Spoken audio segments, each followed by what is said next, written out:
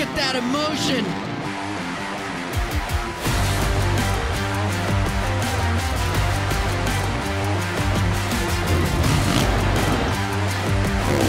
Around the outside. It's time to bring the action. Welcome to the show. We are your SMX insiders, Jason Weigand and Daniel Blair. 3 times the fun in this week's episode because Daniel had a triple crown and it absolutely delivered for Monster Energy Supercross and the SuperMotocross World Championship at Anaheim too. Yeah, that was an awesome night. I mean, the crowd was into it from the very first gate drop.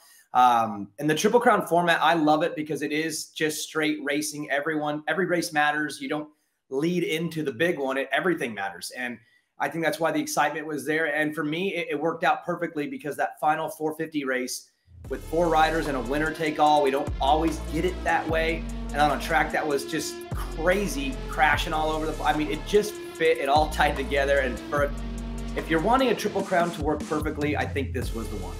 Yeah, and it scrambled the results. Normally you leave Anaheim 1 with a bunch of questions, but we didn't have much. Anaheim 1 this year. It was, Eli Tomac's better than ever on a new bike. He might just dominate. He crashed and still won. Now we've got some things to talk about. Tomac and Webb both locked off the podium, Daniel. Chase Sexton gets a win. Roczen and Anderson much better. Now we've got ourselves some talking points.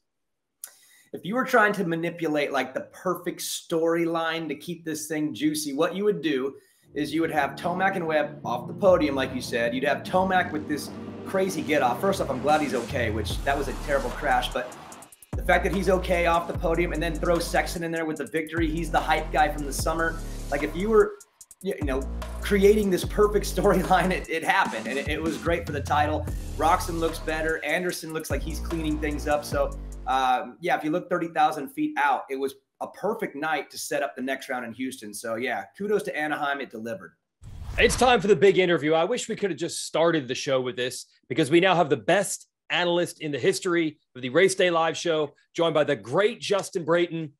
Sorry, Daniel. I don't know where you were this weekend on Saturday. I didn't pay any attention, but I know Brayton was on Race Day Live. Big upgrade as far as I'm concerned. JB, welcome to the show. Thanks for having me, Weege. Good to be on. It was fun doing some Race Day Live, keeping Daniel's seat warm, I guess. It was great.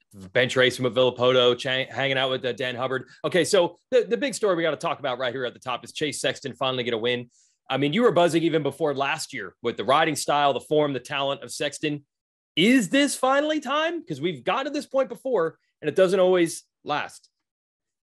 Well, the one thing I will say is obviously, the more races he has under his belt, the better, right? And if we think of Sexton, we obviously think of mistakes, but then you flip to Triple Crowns. It's the guy who can make the least amount of mistakes over 3 races, 3 gate drops, 3 just intense battles. And he executed all 3. I mean, the second one was, a little mistake, but to win 2 out of 3, I mean, the guy was incredible all day long. So we could argue that it's Chase Sexton's year, and it could be. The only thing is, there's this guy with the #1 plate that's been incredible. Let's talk Ken Roczen. You know him well. I've been saying that Roczen looked like a guy who was tested. He did not look like he had that last edge until round 3, but the first 2 rounds to me looked like he was evaluating a motorcycle. How much do you think he has to gain? How much better can Kenny keep getting? Because clearly he made progress from rounds 2 and 3. Yeah, and the thing I've been saying for, I said on Race Day Live this past weekend was, I think we're expecting too much because we've obviously seen him be incredible to start seasons. He's won the Anaheim opener several times. The thing I will say is he had 6 years with the same team and the same motorcycle. So the lingo between a rider and a team, I personally, I think it takes 12 months to learn. I think he's right on track. And then think about the mindset, his mindset right now of typically he starts a season really, really strong. And then he'll go, he's fighting from the front, then you've just got all these people coming from the back, which Tomac and Webb and these guys. Well, now he's one of those guys. He's continuing to get better each and every week. I think there's a lot more to come from him. And I'm not just being biased. Like I said, I'm a little bit on the inside of this, but I think he's in a great situation. He wants it more than ever. And I think it proves that his body's able to push through some training and push to the end of these races. Tomac, big crash, JB. We don't see that often. What's it like as a rider? You were the same way. You were not a crasher. when you have a big one, what's the next week like inside the helmet? What are you thinking? Are you second guessing things, even though it was an odd crash, whatever? He don't hit the ground often. So I have to imagine could be an awkward week or two. Your thoughts, just being a racer who also doesn't crash a lot and had to bounce back when you did have a random big crash. Well, I think if you're Eli, you just got to be happy you're not hurt. That was a really big crash. And we don't know for sure, right? Maybe there's a lingering issue. He landed on his shoulder pretty hard. But what I will say, that's why I love these Triple Crowns so much. I was 50-50 on him as a rider, right? There's 3 gate drops and a lot of mistakes. But I truly believe that if that was a 20-minute main, 20-minute plus a lap main, he doesn't try to make that pass right there because he was forcing it. He could see those guys starting to get away. He was a little faster than Coop. And he's like, I have to make this pass now. Because he'd been trying to make the pass, right? I was watching it. He was trying inside, outside. And he looked incredible. Like, no mistake about it. Like, he looked really good. He just didn't get his starts, which that's a whole nother thing. He'd been getting great starts. Where were they when you really, really needed them at a Triple Crown? Still a red plate too. That's where a Triple Crown comes into play. You can get 2 really good results and a bad one and still come out with some good points. We've been talking quite a bit. He was right behind Webb, like you said.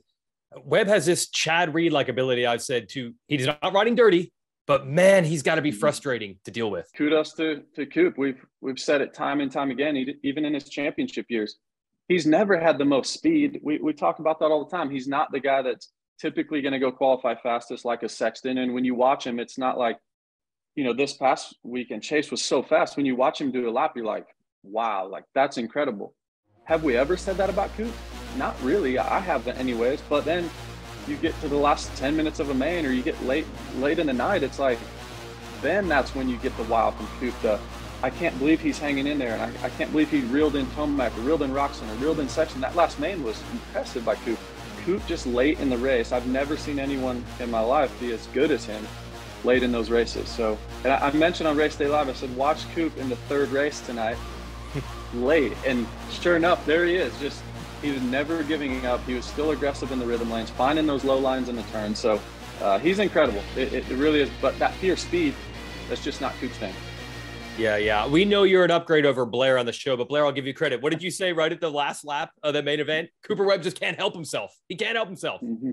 Right there, no matter what. He's one of those guys that when the race is over, the leader's cruising it in, he just charges hard just to make it look tighter than it was, send a little baby message, maybe to the guy, maybe to himself. I don't know. He can't help himself. He just goes to the end and tries to just make the result sheet look a little weirder. All right. Great stuff. Thanks for having us. Give some time for us, JB. We'll get you again in Houston to continue to upgrade the Race Day Live show for when they normally have Daniel Blair there. Yep. Excited to do it again. And thanks for having me on, guys. Well, Jason, did you enjoy that interview? You like that? I wish it was bigger. I wish the big interview was bigger, to be honest. Give me more. Every week. Hey, if you like Justin Brayton as much as Jason does, you can catch him on Race Day Live in Houston. He'll be back for another round. So there you go, Jason. You can watch him there. Love hey, it. 30-second board time, Supercross Futures. I'll start there. I loved that it was at night. It was on the broadcast. Had a chance to watch these young, wild talents that, Jason, I don't know about you, but I love seeing the skill set. And I also like the mess. They don't have it together just yet. And seeing that on screen and hearing the interviews, I just think was a great addition to the race.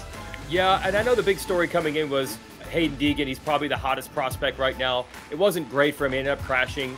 Julian Bomer was actually the fastest rider in practice. But what I also like about it, Daniel, is you really get to see such huge separation. They all made mistakes, but man, Daxton Bennett looked a lot more like a pro. So that's like real scouting there. So yeah, it's really cool to be able to see that in front of everybody. If you're Kawasaki, though, you probably wish you had someone coming through the ranks.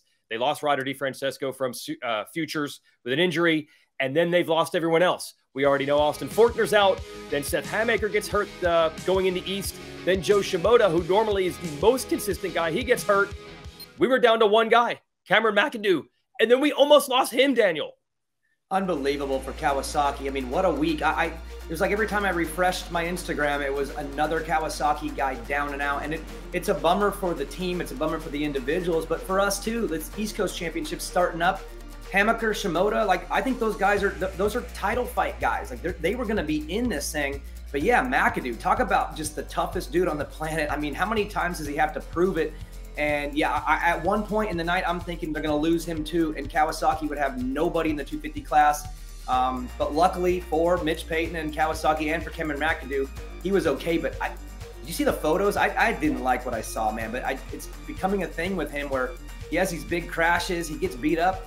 There he is. He's on track. Yeah, unbelievable what we've seen him pull off before. And then when he has problems, you're like, man, they are even making this easier on Jet Lawrence, because McAdoo is one of the few riders to possibly beat him. Is there something about these Triple Crowns? He's down again, he's down again. That is it. It is a kryptonite for Jet Lawrence. You know, for Jet, he walked into our TV trap.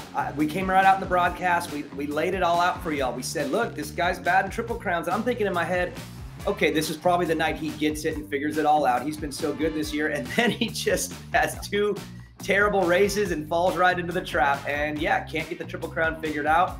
I guess Jet's human, Jason. I didn't know it till now, but now I know he's a human being, which is, I think, good for everybody. There is a, as Ricky would say, a kink in the chain.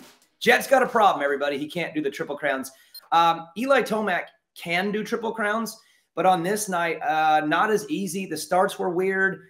Good fight, but I don't know about you, but I thought he rode a little on the desperate side in race 3. He was pushing, doing things that he doesn't typically do, trying to jump onto that tabletop, cased it, then the big crash. He seemed a little desperate to me. What'd you think? Well, I think Cooper Webb created a lot of that. He just couldn't get around him. And Webb has that craftiness we always talk about, but he's so good at knowing exactly where you want to pass him and just putting his bike there. It's not dirty. It's not even aggressive. He just frustrates you because you're like, I was going to pass him. Ah, he's right there. I'm going to pass him here. Oh, he's right there. And we don't normally see huge crashes like that from Eli Tomac. I wonder, the title fight's already building up. He's starting to get frustrated. Time's running out.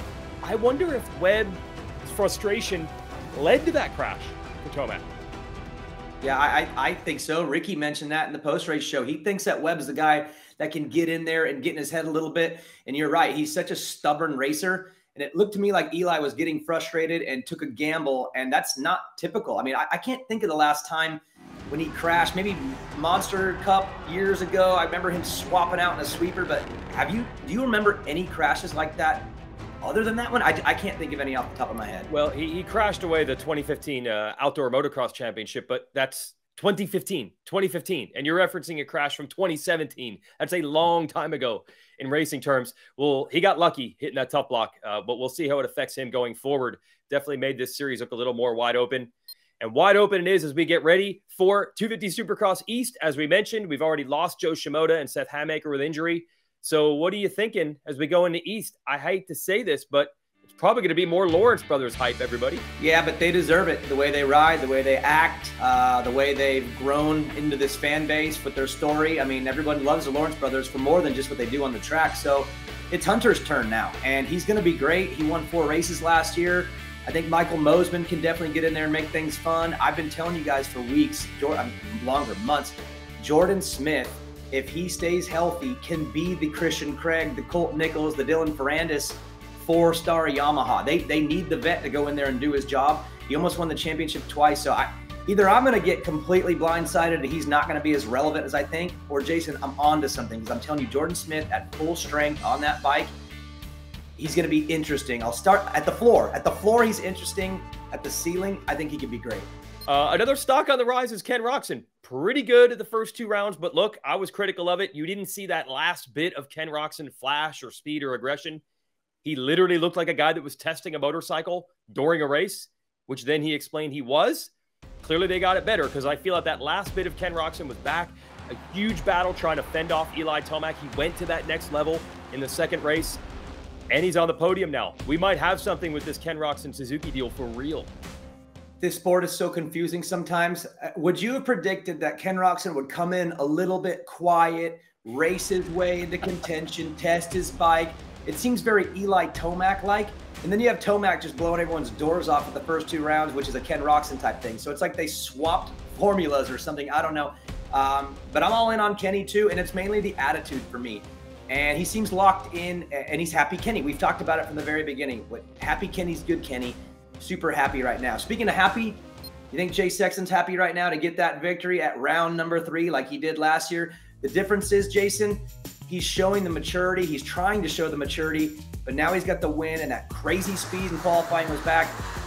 Chase Sexton's hot, in my opinion. Yeah, it might seem like the pundits like us react too quickly to things, but even Chase Sexton himself comes into this race saying, I was mediocre at the first 2 races. I had to stop the bleeding after just 2 races. So they're desperate to turn things around too. He did. We'll get into it a little bit later in the show, but it wasn't just that he won. His speed was a level above everybody else. That's a big sign. Now on the opposite, let's go to the 250 class Kitchen for getting the win. He really handled the 3rd race perfectly. That's what got him the overall. And yeah, he was spectacular. But my question is it because of the Triple Crown format and the chaos that helped him get the win? Do we really want to buy the stock on Kitchen until we see a 15-minute +1? Because honestly, Triple Crowns, Jason, they bring out the mess and the nonsense and the chaos. But Kitchen was great on this night. Yeah, well, that brings the not on our hot not list. Let's go to all the 250 West contenders. We already mentioned McAdoo. And then RJ Hampshire. This was your night. This was your chance. You mentioned other guys that went down, Pierce Brown, Maximus Volan. But RJ, come on, RJ. Don't go RJ on us. But he did. Yeah, he's the one I'm so bummed with because he did the first race like it was textbook. He was perfect. Got out front, and you're thinking, wow, he really is ready to take the leap. And then as soon as he got into some mess in race 2, got a little chaotic. He was in that Jet Lawrence Oldenburg thing too. It's like all of a sudden the environment changed him. And then the next thing you know, he's down once, he's down twice, and the whole thing kind of unraveled. So yeah, I'm hoping that the break helps him and he's able to come right back at the next one and be okay. But honestly, that was not a good night for a guy who seemed to be getting things together, but just not on this night, and that's tough for him. He's going to have to bounce back. Speaking of bouncing back, Jason Anderson, I think that he rode great. We should be happy for him in his riding. But Jason, the relationships on the track, they're not trending in the right direction for Jason Anderson. They seem to be falling apart. Yeah, it's so fascinating to see that Anderson, who I would think coming into the year, he knows how many points he lost with the on and off track dramas last season. You'd think his #1 goal is stay out of that stuff. But if anything, he's leaning into it. And I mean, literally, he used that front wheel to put Cooper Webb down for sure. That was not an accident in race 1. Gets into it after he wins race 2 with Justin Starling, who is a lap rider. We all know about the drama from last week with Barsha, and I asked him about the tweet. He did not apologize for it. He said it was the AMA that made him take it down. He didn't care. He said it's always personal because we put so much into trying to win these races. So Anderson is not looking to change that part of his game at all. We hate to put this on the list. We were so pumped on Enzo Lopes in the first 2 rounds, and with the Triple Crown and his starts and his speed, we thought this could be the night for a podium or even a win, but bottom fell out. I believe if we're going to give people love for when they're doing things right, we should take away the love when they're doing things wrong. And yeah, for Enzo Lopes, just a bad night. It fell apart early. He was not relevant on this night. I think he'll bounce back. I think he's really good. But even the good guys have bad nights, Jason. And on this night, Enzo Lopes was he was not at his best. All 31 SuperMotocross World Championship events can be streamed domestically. That's here in the U.S. on Peacock. So to subscribe, go to peacocktv.com/sports/SuperMotocross. And for the fans of SuperMotocross, they'll have a chance to watch it all year long on Peacock, NBC, and USA Network. And for the international fans, you can join in the fun by getting the SuperMotocross Video Pass. Go to supermotocross.tv to purchase access to every moment of the 2023 Supercross season, the Pro Motocross season, and of course Super Motocross live events in one place. Plus, get over 800 plus hours of archived races.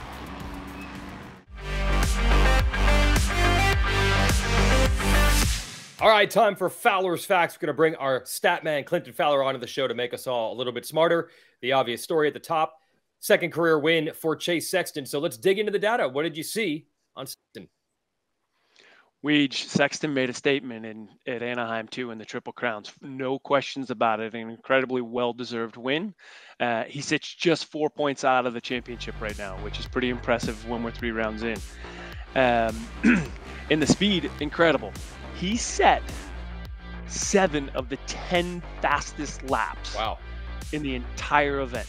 So you just think about, last week we were talking about Webb, we were talking about Tomac, and in particular we were talking about Tomac having 4 of the 6 fastest laps.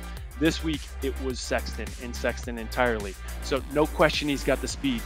But Daniel, guess what? I'm not sold. I'm not sold entirely. What do you think, Daniel?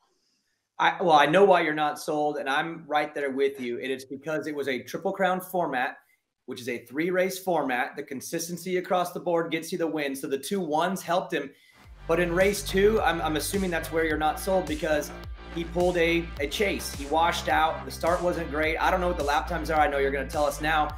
But if that was his actual main event, we're not talking about Sexton the winner. We're talking about Sexton doing a washout again or having an issue again. So I think the format saved him. And I'm assuming the speed probably wasn't great in race 2, because I don't remember him ever being clear. Was he?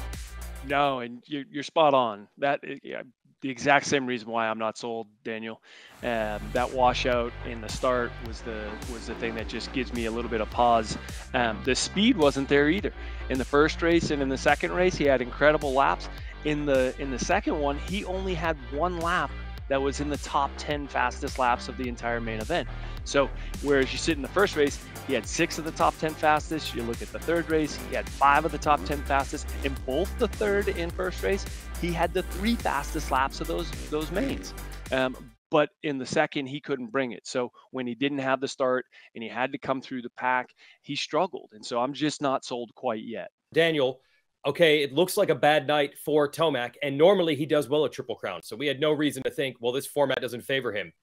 But is it possible that maybe it doesn't? That get us back to a 20-minute main and Tomac will be fine again? Well, that's the big question, in my opinion, going into Houston is, can Eli Tomac bounce back from the big crash? And can Chase Sexton prove that he is a legitimate title contender by winning a 20+1? Because like we said, the Triple Crown saved him a little bit. If race 2 was his main event, it's a different conversation. So if Chase can do a 20+1, I'm probably all in at that point. And then, yeah, Eli Tomac, I want to see if he can bounce back from that big crash, because we know he has the speed. We know he can do it all. But can he do it all after a rough weekend? That's my big question. All right. Now, the other cool thing about Houston, it will be the kickoff for 250 Supercross East. As we mentioned, we've already lost some contenders like Joe Shimoda and Seth Hamaker. Hey, shout out to the veteran Chris Zombie Blows, who's going to be the fill-in. That's cool for that team and for that rider. But they've lost their 2 riders they were going to rely on to try to win the title. We had mentioned already in the show, Clinton, that this makes Hunter Lawrence a huge favorite coming in. So what are you seeing with 250 East? Yeah, Hunter Lawrence, I think, is the title favorite. You look at his 2022 season, 4 wins, 9 podiums, pretty amazing. The only thing that really kept him from contending with Christian Craig at the end of the year was that crash in the whoops at Anaheim 3. So you eliminate one mistake, and maybe the outcome of that season is a little bit different. So for me, Hunter Lawrence is the incumbent, if you will. I don't know. What do you think, Daniel? I think he is probably the standalone favorite, but I just can't get off the Jordan Smith hype that I'm creating in my own bubble that no one seems to want to be a part of. Look, that team takes the vets with the story and makes them champions. Christian Craig, 2 years before he won his title, I said, if he goes on that team, he's winning it. And everyone laughed at me, and then he won the championship. So you're all laughing at me now with Jordan Smith. My heart tells me Jordan's going to be a problem. Clinton, tell me what my head's supposed to be thinking, because I'm sure there's some information that's going to rock my opinion here. But I'm all in, dude. I can't help it. I'm all in. Yeah. I mean, Jordan Smith, it's awesome to see him on his 3rd factory ride. The challenge that I think we've got with Jordan, 3 wins in his career, amazing. But his last win was Daytona of 2018.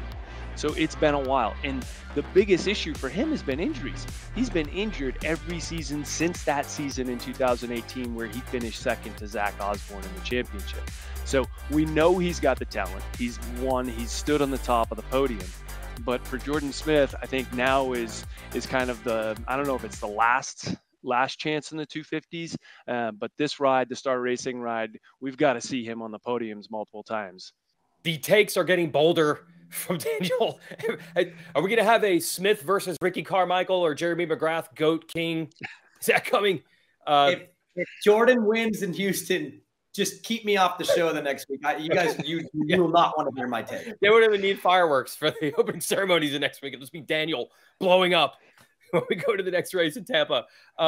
Let's go to his teammate. Okay, you think it's strange that Jordan Smith hasn't won a race in a while? Let's talk about the strangest stat line in Supercross history with Nate Thrasher, Clinton. Yeah, Nate Thrasher, amazing. 18 career races. He's got 3 wins. The only 3 trips to the podiums. Let's get even weirder. 2 of those 3 wins, he won the LCQ that night, right? So just absolutely just an odd stat line. But the thing that sticks out for me with Vasher, first lap average position in his career is 10th place. In 9 of 18 of those races, he's just clearly gotten a bad start, and hence why he's probably only been three visits to the podium, all wins. So for me, it's really interesting to see if he can get consistent with those starts to compete up front. And I think one other rider we got to address is Michael Mosiman, who's always fast, but the tip overs and the mistakes have cost him. What's the data show you on Mosiman? Yeah, the facts nail it exactly like you said, Weege. He, last year, 4-time fastest lap in the main event, tied with Christian Treg for the number of fast laps in the main events. So clearly got the speed, clearly has the talent to run up front.